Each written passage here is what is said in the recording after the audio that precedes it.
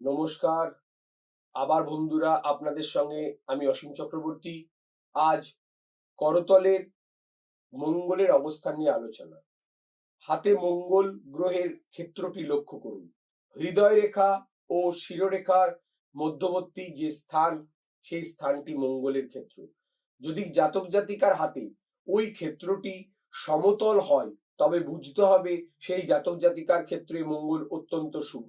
মঙ্গল গ্রহের অশুভত্ব নির্ণয় করতে গেলে আমরা কি দেখি, জাতক জাতিকার নিজ করতলে তা লক্ষ্য করুন।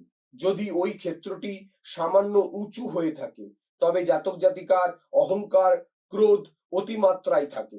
সাধারণত সকলের সাথে বিরোধে জড়িয়ে পড়ে, আঘাতে আঘাতে জর্জরিত হয়ে পড়েন জাতক জাতিকা।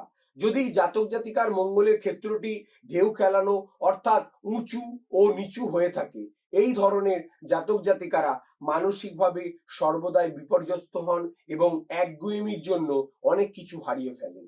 মঙ্গলের ক্ষেত্রটি যদি খোলের মতো নিচু এবং উঁচু অর্থাৎ নিচের দিকে নেমে যায় এবং পাশ যদি উঁচু থাকে, তবে মঙ্গল সেই সকল জাতক জাতিকার জন্য খুবই অশুভ।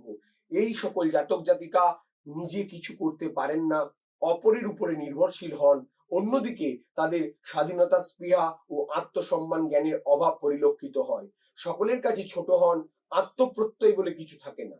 এরা পরের দাস হয়ে থাকতে ভালোবাসে, অর্থাৎ নিজেকে নিয়ে সবসময় আত্মগ্লানিতে ভোগে। মঙ্গল নিচস্থ হলে শারীরিক এবং মানসিকভাবে জাতক জাতিকা দুর্বল হয়ে পড়ে। মঙ্গল শুভ হলে ভূ সম্পত্তি ও গৃহাদি লাভ হয়, বুদ্ধির প্রাচুর্য ঘটে, পরাক্রম বৃদ্ধি পায়, ভাতৃসুখ, মর্যাদা বৃদ্ধি, রাষ্ট্রীয় সম্মান লাভ, পদোন্নতি, সাফল্য লাভ, প্রতিষ্ঠা লাভ, ধনসম্পদ লাভ প্রভৃতি শুভ ফল আমরা দেখতে পাই। মঙ্গলের ক্ষেত্রে সুন্দর তারকা চিহ্ন থাকলে এরূপ জাতক অদম্য সাহস ও বিপুল কর্মশক্তির অধিকারী হয়ে থাকেন। এরূপ জাতক জাতিকার জীবনে সুপ্রতিষ্ঠিত হন।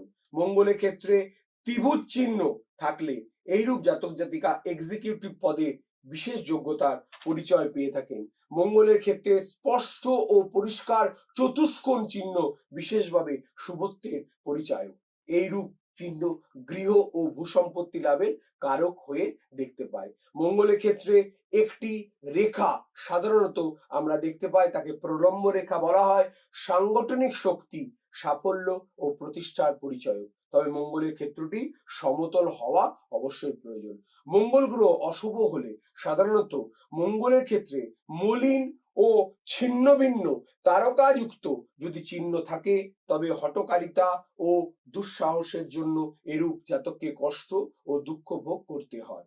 মঙ্গলের ক্ষেত্রটি যদি খোলের মতো গর্তাভাবযুক্ত, ঢেউ খেলানো বা ঢিপির মতো অস্বাভাবিক হয় এবং মলিন ও ছিন্নভিন্ন ধরনের ক্রস চিহ্ন থাকে, তবে এইরূপ জাতক কুসংস্কারচ্ছন্ন, আত্মম্ভরী হয়ে থাকেন। কোনো অস্ত্রাঘাতের দ্বারা এই জাতকে আহত হতে পারে। মঙ্গলের ক্ষেত্রে দ্বীপ চিহ্ন যদি থাকে, তাহলে অশুভপ্রদ হয়, যদি না মঙ্গলের ক্ষেত্রটি সমতল হয়। বন্ধুরা, আজ এই পর্যন্ত। আবার আপনাদের সঙ্গে আগামী সপ্তাহে অন্য ভিডিওয় বিশদে 9153306727 নম্বরে যোগাযোগ করবেন। নমস্কার।